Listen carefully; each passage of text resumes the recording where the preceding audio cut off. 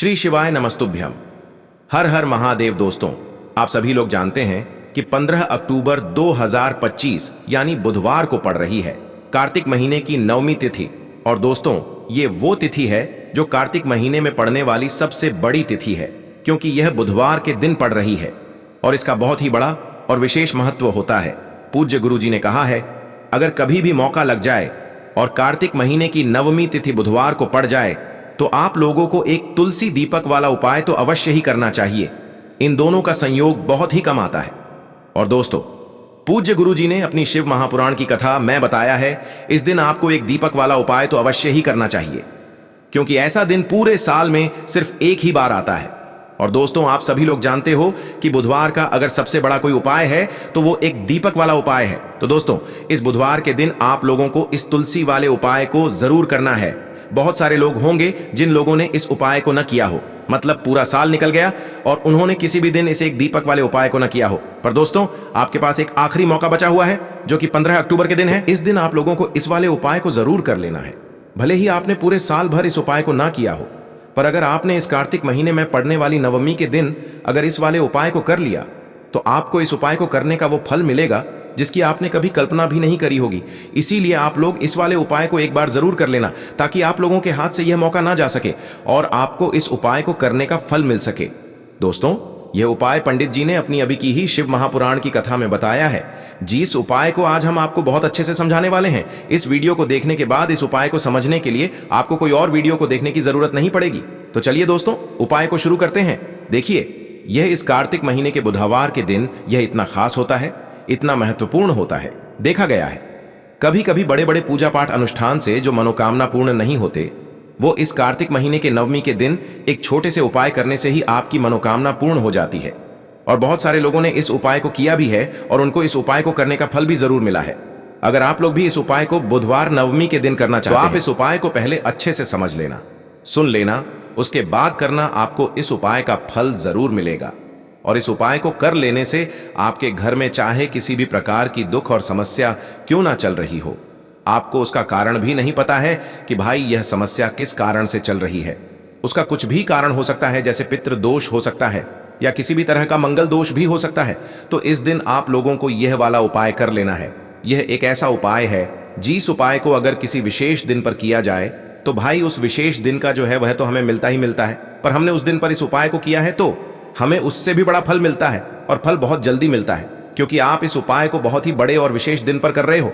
तो चलिए अब उपाय के बारे में बात करते हैं, लेकिन उससे पहले आप लोगों को यह जानना आवश्यक है कि आखिर यह उपाय किस समय करना है, किसको करना है और कैसे करना है। तो चलिए हम आगे आपको वीडियो में एक एक करके बता देते हैं, लेकिन उससे पहले अगर आप लोग हमारे चैनल पर नए हैं तो हमारे चैनल को सब्सक्राइब कर लेना और इस वीडियो को लाइक करके कमेंट बॉक्स में श्री शिवाय नमस्तुभ्यम ओम नमः शिवाय जरूर टाइप कर देना। और अपने फायदे के लिए, गरीबी दूर करने के लिए इस वीडियो को पूरा देखकर जाना, तभी आपको लाभ की प्राप्ति होगी। यदि आज आपने वीडियो को बीच बीच में से देखा, काट काट कर देखा, तो आपको जीवन में कभी सफलता हासिल भी नहीं होगी। तो दोस्तों, इस एक दीपक वाले उपाय को हमें इस बुधवार के दिन कैसे करना है, किसको करना है, किस समय करना है और कहां पर करना है, ये सारे सवालों के जवाब आपको इस वीडियो में मिल जाएंगे। और जो ये वीडियो देखेगा भाई, उसको एक तुलसी दीपक वाला उपाय जरूर करना चाहिए, क्योंकि इस दिन तुलसी का भी बहुत ही बड़ा और विशेष महत्व होता है। और जब बात आ जाए एक तुलसी दीपक की, तो ये सोने पे सुहागा वाली बात हो जाती है और ये एक बहुत ही बड़ा उपाय हो जाता है इस बुधवार नवमी तिथि। अब हम समझते हैं इस वाले उपाय को हमें करना किस समय है। इस एक दीपक वाले उपाय को हमें इस बुधवार के दिन करना किस समय है, तो देखिए, इस उपाय को करने का जो समय है वह सुबह का समय है और शाम का समय भी है। अब देखिए, यहां पर हम मुख्य रूप से सुबह का समय नहीं बोलेंगे, क्योंकि 15 अक्टूबर बुधवार नवमी का दिन है और इस दिन प्रदोष काल के समय का बहुत महत्व होता है। बाकी अगर सुबह के समय भी करेंगे तो भी अच्छा होगा, उसमें कोई भी दिक्कत वाली बात नहीं है। तो चलिए जानते हैं इस विशेष उपाय के बारे में। लेकिन उससे पहले एक प्रार्थना, अगर आप इस चैनल पर नए हैं तो आप इस वीडियो को लाइक करें, चैनल को सब्सक्राइब करें और कमेंट बॉक्स में आप अपनी राशि या अपना नाम जरूर डाल दें, क्योंकि हम राशि से जुड़ा भाग्य भी बताते हैं और भाग्य में चल रही परेशानियों को दूर करने के लिए वह आसान से आसान उपाय भी बताते हैं। तो चलिए अब हम अपने सबसे पहले उपाय की बात कर लेते हैं। सभी के घरों में माता तुलसी का पौधा अवश्य ही होता है। तो देखिए, हमें तुलसी जी के पौधे से सबसे पहले तो 3 पत्ते तोड़ने हैं। देखो, एकादशी वाले दिन आपको तुलसी के पत्ते नहीं तोड़ने हैं। तो देखिए, तुलसी जी के आपको 3 पत्ते तोड़ लेने हैं और इन तुलसी जी के पत्तों को तोड़ने के बाद आपको एक चुटकी हल्दी भी अपने साथ में लेनी है। हल्दी के अंदर आपको जल मिलाकर के पेस्ट के रूप में तैयार करना है और इसी के साथ में आपको एक दीपक भी लेना होगा। दीपक आप मिट्टी का भी ले सकते हैं, आटे का भी ले सकते हैं, और इस दीपक में आपको शुद्ध घी डाल करके इसमें आपको लंबी रुई की बाती का प्रयोग करना है। देखिए दोस्तों, आपके पास है 3 तुलसी जी के पत्ते हैं। तो पहला जो तुलसी जी का पत्ता है उस पर आपको सबसे पहले तो जो आपने हल्दी ली है उसकी एक बिंदी लगानी है।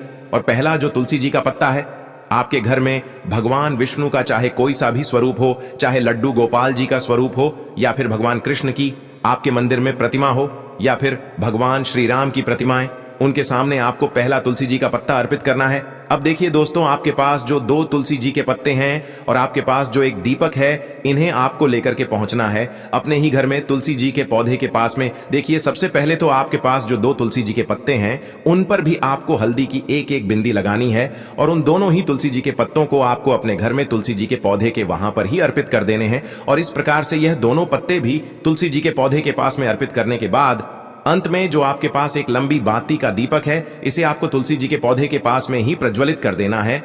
जो भी व्यक्ति अपने ही घर पर इस प्रकार से तुलसी जी के 3 पत्तों का यह उपाय कर लेता है तो उसका परिवार हमेशा खुश रहता है, उसके परिवार में कभी भी कोई भी संकट उत्पन्न नहीं होता है, और यदि आपके घर में जो भी गृह क्लेश है वह भी समाप्त होते हैं। तो इस प्रकार से यह सुंदर सा उपाय करना है।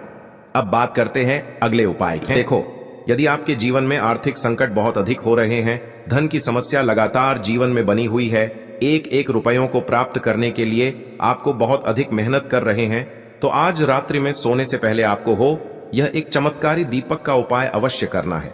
या फिर यदि आपका जो व्यापार है, बिजनेस है, दुकान है, वह अच्छे से नहीं चल पा रही है, तो आज रात्रि में इस विशेष दीपक का उपाय आपको अवश्य करना चाहिए। देखो दोस्तों, दीपक हमारे घर में सभी नकारात्मक शक्ति को बाहर करता है। यह उपाय आपको साल में केवल एक बार करने का ही मौका मिलता है। देखिए, इस उपाय के लिए आपको तुलसी जी की जो सूखी लकड़ी होती है उसे ले लेना है। देखिए दोस्तों, यदि आपके पास पुरानी तुलसी जी की लकड़ी है तो उसे आप ले सकते हैं, और यदि आपके घर में तुलसी जी जो लकड़ी है वह सूखी हुई है तो उसकी लकड़ी आप तोड़ करके इस्तेमाल कर सकते हैं। लेकिन आपको ध्यान रखना है कि सूर्यास्त से पहले पहले ही आपको यह जो तुलसी जी की लकड़ी है इससे अवश्य ही तोड़ लेना है। तो इस उपाय के लिए आपको सबसे पहले तो एक मिट्टी का दीपक लेना होगा, चाहे तो आटे का दीपक भी ले सके, क्योंकि आटे का दीपक सभी दीपक में सर्वोत्तम माना गया है।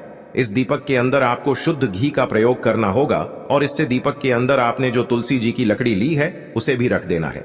लेकिन ये जो तुलसी जी की लकड़ी है इसमें आपको चारों तरफ अच्छे से घी लगा लेना है।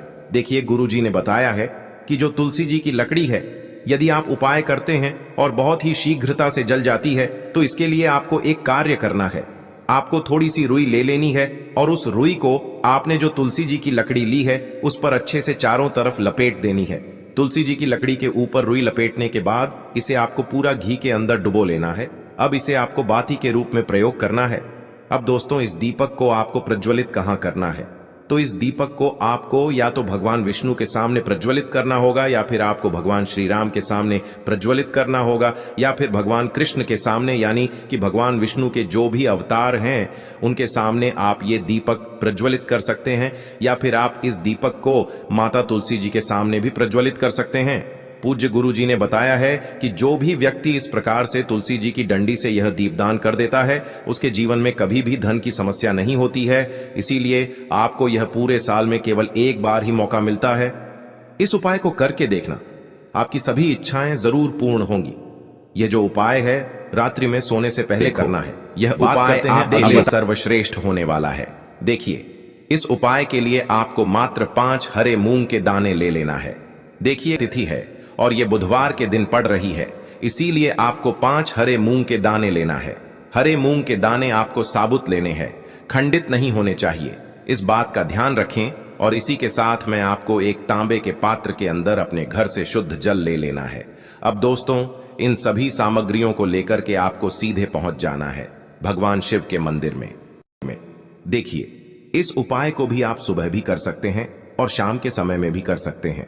देखिए, भगवान शिव के मंदिर में पहुंचने के बाद आपके पास जो 5 हरे मूंग हैं, उनमें से पहला जो हरा मूंग है, आपको शिवलिंग के सामने जो नंदी महाराज होते हैं और उनका जो पैर उठा हुआ होता है, वहां पर आपको पहला हरा मूंग समर्पित कर देना है और आपको ओम नमः शिवाय इस मंत्र का जाप कर लेना है। फिर आपको दूसरा हरा मूंग लेना है और शिवलिंग पर जो श्री गणेश जी वाला स्थान होता है वहां पर आपको यह दूसरा हरा मूंग समर्पित कर देना है। यानी कि शिवलिंग के सीधे तरफ आपको यह दूसरा हरा मूंग समर्पित करना है और फिर आपको ओम नम शिवाय या फिर श्री गणेशाय नम इस मंत्र का जाप कर लेना है। तीसरा हरा मूंग का दान आपको भगवान शिव की सबसे प्रिय पुत्री माता अशोक सुंदरी वाले स्थान पर समर्पित करना होगा। शिवलिंग की जो जलाधारी होती है, जहां से जल बह करके आता है, उसी जलाधारी के बीच में जो कहीं कहीं उठी हुई लाइन होती है सांप की आकृति के रूप में, वहीं पर आपको तीसरा हरा मूंग समर्पित करना है और फिर आपको ओम नमः शिवाय इस मंत्र का जाप कर लेना है। अब दोस्तों, चौथा जो हरा मूंग है उसे आपको भगवान कार्तिकेय जी का जो स्थान होता है शिवलिंग पर, वहां पर आपको ये चौथा हरा मूंग का दाना समर्पित कर देना है और आपको ओम नमः शिवाय इस मंत्र का जाप कर लेना है। अब दोस्तों, आपके पास जो पांचवा और अंतिम हरा मूंग बचा हुआ है उससे आपको उससे जल के पात्र के अंदर डाल देना है और इस हरे मूंग से युक्त जल से आपको भगवान शिव के शिवलिंग का अभिषेक कर देना है। जल आपको बिल्कुल धीरे धीरे समर्पित करते जाना है और लगातार आपको शिव महापुराण के मूल मंत्र श्री शिवाय नमस्तुभ्यम इस मंत्र का जाप करते रहना है। फिर आपको शिवलिंग के सामने बैठकर, यदि आप अपने बच्चों के लिए ये उपाय कर रहे हैं, यदि आप अपने बच्चों की बुद्धि, ज्ञान और विवेक के लिए उपाय कर रहे हैं, तो उसके लिए आपको प्रार्थना कर लेनी है, या फिर व्यापार में वृद्धि करने के लिए ये उपाय कर रहे हैं तो उसकी कामना करते हुए आपको प्रार्थना कर लेनी है, या फिर अपनी नौकरी के लिए कर रहे हैं, या फिर अपने इंटरव्यू के लिए, या फिर धन की प्राप्ति के लिए कर रहे हैं। जिस भी कामना के लिए आप उपाय कर रहे हैं उसे परिपूर्ण करने के लिए आपको महादेव से प्रार्थना कर लेनी है और फिर आपको वापस अपने घर आ जाना है।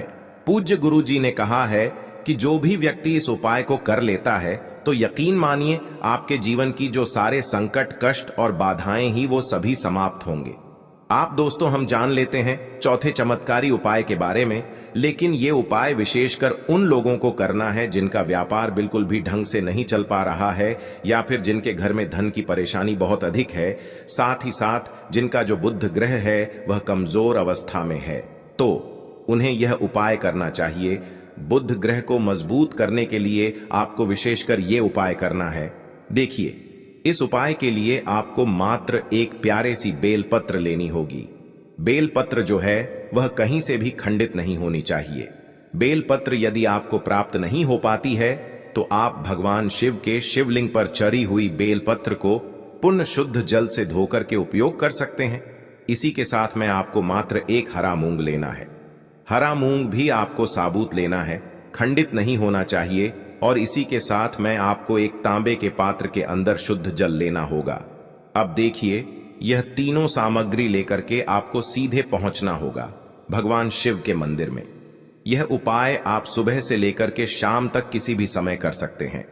देखिए, सबसे पहले तो आपके पास जो एक बेलपत्र है उससे आपकी जो भी कामना है, चाहे व्यापार से जुड़ी हो, बुद्धि ज्ञान विवेक की प्राप्ति के लिए हो, आपके घर में सुख शांति को लेकर आपकी कोई काम न हो, जो भी आपकी कामना है उन्हें आपको बोलना है।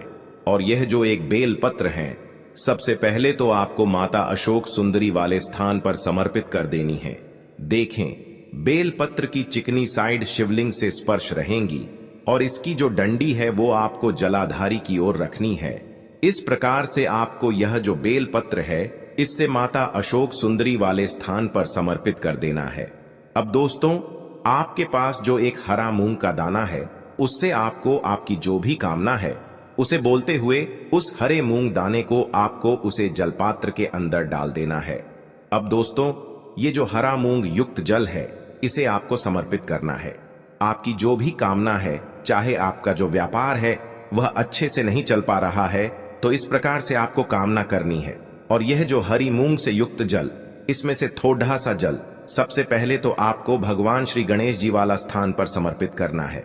फिर थोड़ा सा जल आपको माता अशोक सुंदरी वाले स्थान पर समर्पित करना है, और फिर जो अंत में थोड़ा सा जल और बचेगा उसे पूरा आपको भगवान शिव के शिवलिंग पर धीरे धीरे अर्पित कर देना है, श्री शिवाय नमस्तुभ्यम इस मंत्र का जाप करते हुए। तो इस प्रकार से आपको थोड़ा थोड़ा जल समर्पित करना है। थोड़ा सा जल आपको भगवान गणेश जी वाले स्थान पर फिर माता अशोक सुंदरी वाले स्थान पर, फिर अंत में भगवान शिव के शिवलिंग पर अर्पित कर देना है। आपकी जो भी समस्या होगी वह विघ्नहर्ता आपकी समस्या को समाप्त जरूर करेंगे। अब हम बात कर लेते हैं तीसरे उपाय की। के लिए आपको लेना है 11 चावल के दाने। गुरु जी ने कहा है चावल के दाने खंडित नहीं लेने हैं, बिल्कुल साबुत होने चाहिए। उसके साथ में आपको लेना है एक बेलपत्र। बेलपत्र का भी एक नियम है, अगर आपके पास बेलपत्र नहीं है तो आप शिवलिंग से उठाकर उसको पुनः शुद्ध जल से धोकर इस्तेमाल कर सकते हैं। इस प्रकार आपको बेलपत्र लेना है। इसके बाद आपको एक लोटा जल लेना है। अब ये सब सामग्री लेकर आपको जाना है महादेव के मंदिर में। देखो, अब आपको उत्तर साइड में खड़े हो जाना है और सबसे पहले आपको एक बेलपत्र अपने हाथ पर और 11 चावल दाने रखकर शिवलिंग के ऊपर अपना नाम और गोत्र बोलते हुए समर्पित कर देना है और ओम नमः शिवाय श्री शिवाय नमस्तुभ्यं का लगातार जाप करना है। अब आपको जो एक लोटा जल साथ में लेकर आए थे उसे धीरे धीरे बेलपत्र और चावल दाने के ठीक ऊपर आपको समर्पित करते जाना है और शिव पुराण के मूल मंत्र श्री शिवाय नमस्तुभ्यं का 11 बार जाप करना है और अपनी मनोकामना बोलते जाना है। देखो, बस छोटा सा उपाय करना है, देखना एक दिन आपके सब काम बनने लग जाएंगे। गुरु जी का बहुत ही विशेष उपाय है। चलते हैं तीसरे उपाय की तरफ। को लेना है एक गोल बाती का दीपक। आप चाहें तो मिट्टी का ले सकते हैं या फिर घर से शुद्ध आटा मढ़कर उसका दीपक आप तैयार कर सकते हैं। इसके बाद आपको लेना है शुद्ध गाय का घी। अगर वो नहीं है तो कोई भी देसी घी इस्तेमाल कर सकते हैं जिससे आपको दीपक प्रज्वलित करना है। देखो, अब ये सब सामग्री लेकर आपको जाना है प्रदोष काल में आपके घर पर तुलसी जी के घेरे के पास में। देखो, ये उपाय तो आपको अवश्य करना है। देखो, वहां पहुंचकर सबसे पहले वो दीपक आपको प्रज्वलित कर देना है और ओम नमो भगवते वासुदेवाय नमः का 11 बार जाप करना है। उसके बाद आपको अपने सीधे हाथ में थोड़ी हल्दी लेकर उस दीपक में अपना नाम और गोत्र बोलते हुए डाल देना है। उसके बाद माता लक्ष्मी से आपको प्रार्थना करना है कि हे महालक्ष्मी, हमारी सभी दुख तकलीफों को दूर करो। हे महादेव, हमारे सब दुख कष्टों को खत्म करो। आपको लेना है भावना से 11 चावल के दाने कर। गुरु जी ने कहा है चावल के दाने खंडित नहीं लेने हैं, बिल्कुल साबुत होने चाहिए। उसके साथ में आपको लेना है एक बेलपत्र। बेलपत्र का भी एक नियम है, अगर आपके पास बेलपत्र नहीं है तो आप शिवलिंग से उठाकर उसको पुनः शुद्ध जल से धोकर इस्तेमाल कर सकते हैं। इस प्रकार आपको बेलपत्र लेना है। इसके बाद आपको एक लोटा जल लेना है। अब ये सब सामग्री लेकर आपको जाना है महादेव के मंदिर में। देखो, अब आपको उत्तर साइड में खड़े हो जाना है और सबसे पहले आपको एक बेलपत्र अपने हाथ पर और 11 चावल दाने रखकर शिवलिंग के ऊपर अपना नाम और गोत्र बोलते हुए समर्पित कर देना है और ओम नमः शिवाय श्री शिवाय नमस्तुभ्यं का लगातार जाप करना है। अब आपको जो एक लोटा जल साथ में लेकर आए थे उसे धीरे धीरे बेलपत्र और चावल दाने के ठीक ऊपर आपको समर्पित करते जाना है और शिव पुराण के मूल मंत्र श्री शिवाय नमस्तुभ्यं का 11 बार जाप करना है और अपनी मनोकामना बोलते जाना है। देखो, बस छोटा सा उपाय करना है, देखना एक दिन आपके सब काम बनने लग जाएंगे। गुरु जी का बहुत ही विशेष उपाय है। चल